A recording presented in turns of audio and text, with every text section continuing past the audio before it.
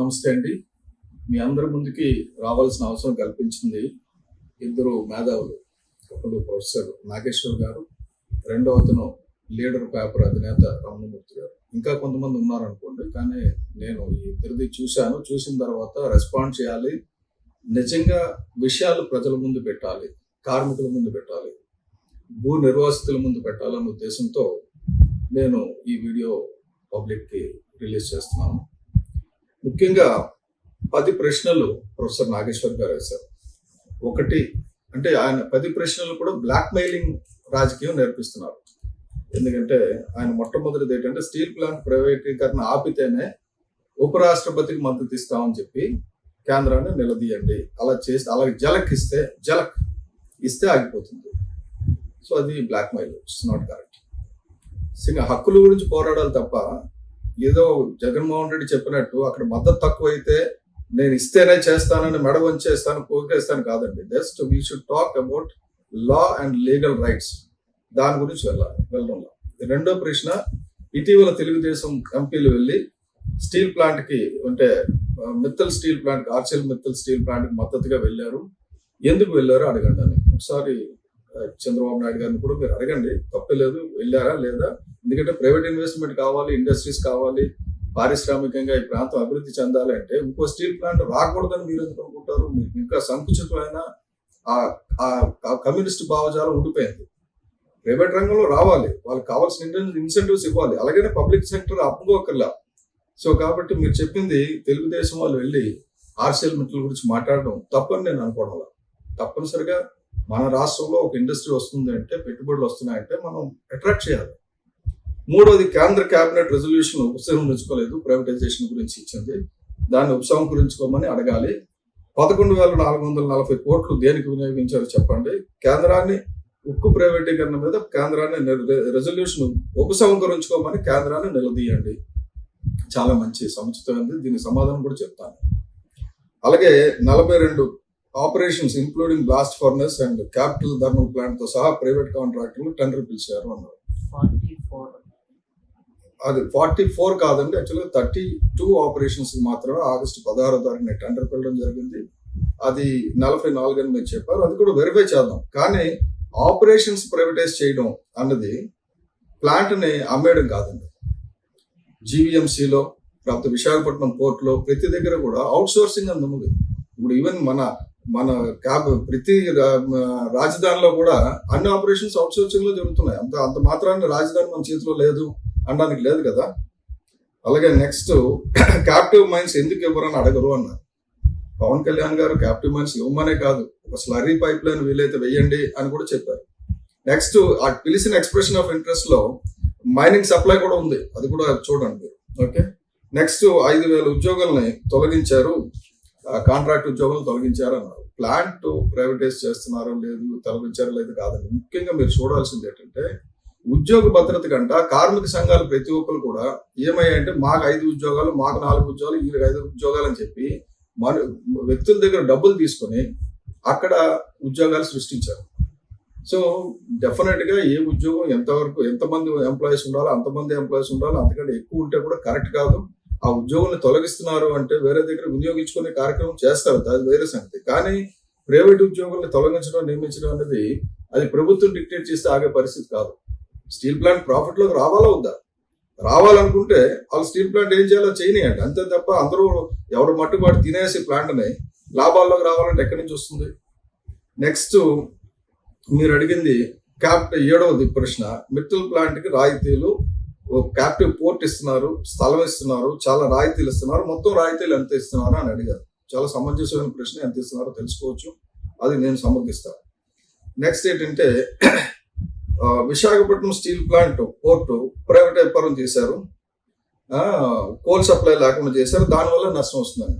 Visakhapatnam steel plant కి సంబంధించిన Gangavaram port privatisation ఎవరు చేశారండి? ఇప్పుడు చేశారండి. 7 ఆగస్టు 2021న జగన్మోహన్ రెడ్డి గారు గవర్నమెంట్ లో ఉన్నప్పుడు 10.4% స్టేక్ ని ప్రైవేటైజ్ చేశారు. వాళ్ళు చట్టబద్ధంగా ఏదో కాంపిటేటివ్ గవర్నమెంట్ కి సంబంధించిన ఏదో ద్వారా చేశానన్నారు. కానీ ఆ రోజు ఈ ప్రశ్న మీరు అడగాల్సింది గత ప్రభుత్వాన్ని. ఈ ప్రభుత్వం ప్రైవేటైజ్ చేయలేదు. గత ప్రభుత్వం ఆ 10% వాటాన్ని 10.4% వాటాన్ని ప్రైవేటైజ్ చేశారు. అది మా బొత్స సత్యబాబు గారు కానీ, జగన్మోహన్ రెడ్డి గారు కానీ, అంబటి రాంబాబు గారు కానీ ఎందుకు ప్రైవేటైజ్ చేశారో చెప్తారు. అది మీరు వాళ్ళు అడగాల్సిన ప్రశ్న. నెక్స్ట్, కోక్ సప్లై లేకుండా ప్లాంట్ ఎలా నడుస్తుంది? రా మెటీరియల్ స్టాక్ ఉండాలి కదా, కరెక్ట్, చాలా మంచి ప్రశ్న అడిగారు. తర్వాత అప్పులు 38,960 కోట్లు ఉన్నాయి, దాన్ని ఈక్విటీ కింద మార్చకుండా అన్నారు. అది కూడా చాలా మంచి ప్రశ్న, ఐ అప్రిషియేట్. నెక్స్ట్, టెలిఫోన్ కంపెనీలకు అప్పులే చేసేస్తున్నారు కదా అని. అలాగే వర్కింగ్ క్యాపిటల్ గురించి కూడా ఒక అరేంజ్మెంట్ చేస్తే బాగుంటుందని 10 కాదు మీరు అడిగిన 11 ప్రశ్నలు మన నాగేశ్వర్ గారు, అలాగే లీడర్ రమణమూర్తి గారు కూడా కొన్ని ప్రశ్నలు అడిగారు. రా మెటీరియల్స్ గురించి అడిగారు, కార్మికుల్ని ఉద్యోగుల్ని తీసేస్తున్న దాని గురించి అడిగారు. 22,000 ఎకరాలు ఇచ్చిన వాళ్ళు ఏమైపోతారు అన్నారు. 22,000 కాదండి, 26,000 ఎకరాలు భూములు ఇచ్చారు రైతులు. ఓకే.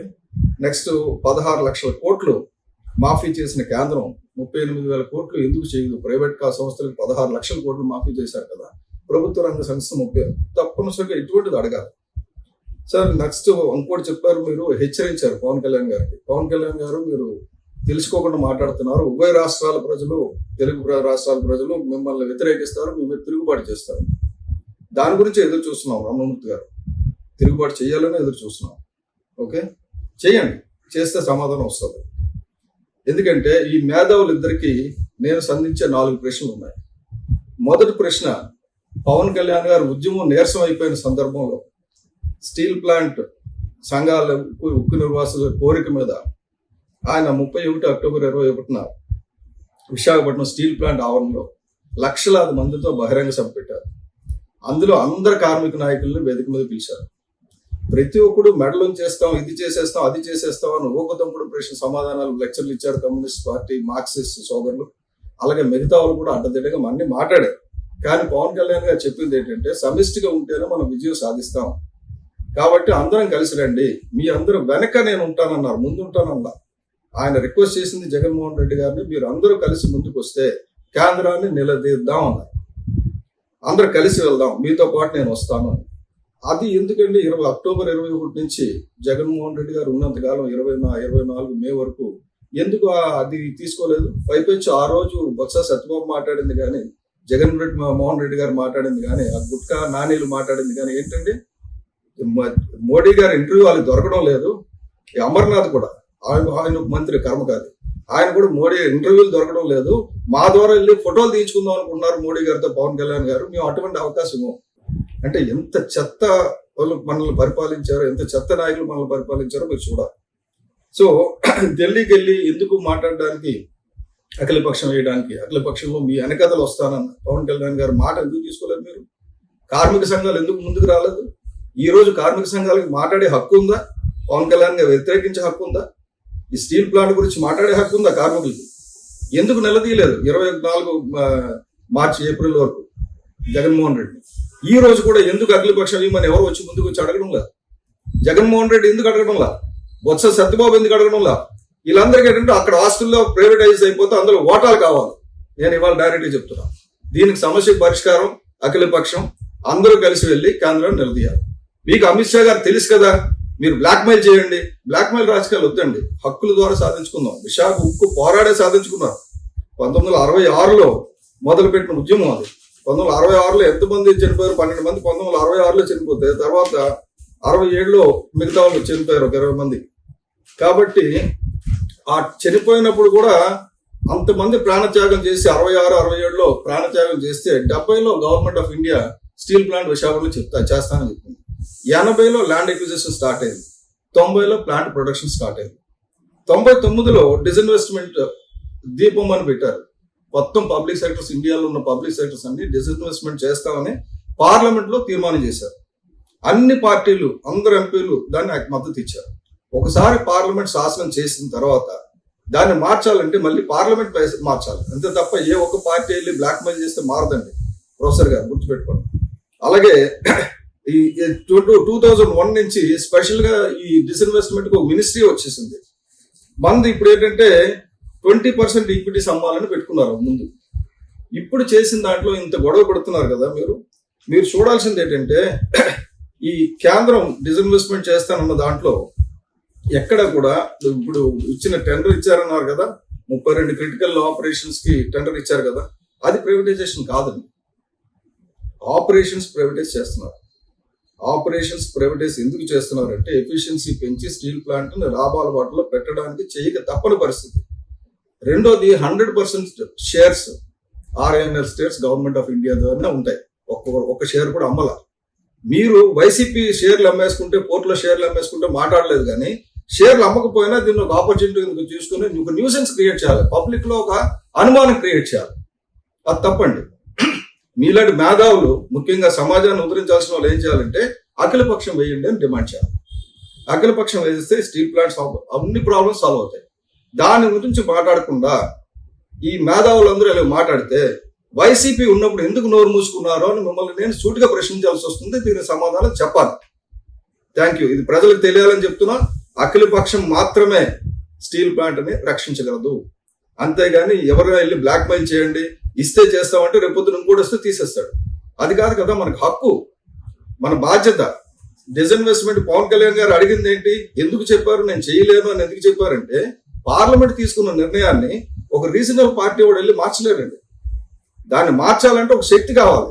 శక్తి కావాలంటే అందరూ రెండు తెలుగు రాష్ట్రాల అందరూ కలిసి, అప్పుడు కూడా చెప్పారు పవన్ కళ్యాణ్ గారు 32 ప్రాణత్యాగాల్లో 2 జాగ్రత్తల నుంచి కూడా ఉన్నారు, తెలంగాణ నుంచి కూడా ఉన్నారు. కాబట్టి 2 రాష్ట్రాలు కలిసి ఉక్కు గురించి పోరాటం చేయాల్సిన పరిస్థితి వచ్చింది. ఎలాంటి పోరాటం చేయాలంటే వీధి పోరాటాలు కాదు, కొద్దిగా తెలివి ఉపయోగించి కేంద్రాన్ని దీన్ని రిక్వెస్ట్ చేయడానికి వెళ్ళేటప్పుడు కూడా మొత్తం అందరూ కలిసి వెళ్తే బాగుంటుంది యూనిటీ. అంతేగాని ఇక్కడ వీధిలోనేమో ఊరేగింపులు చేసుకుని ఢిల్లీలోనేమో కాళ్ళు పట్టుకునే జగన్మోహన్ రెడ్డి గారికి నేను చెప్పేది ఏంటంటే రండి పైకి అందరూ కలిసి అఖిలపక్షంగా వెళ్ళి కేంద్రాన్ని అడుగుదాం. ఇదివరకు పవన్ కళ్యాణ్ గారు అడిగారు కదా మిమ్మల్ని, ఇప్పుడు మీరు పవన్ కళ్యాణ్ గారిని అడగండి.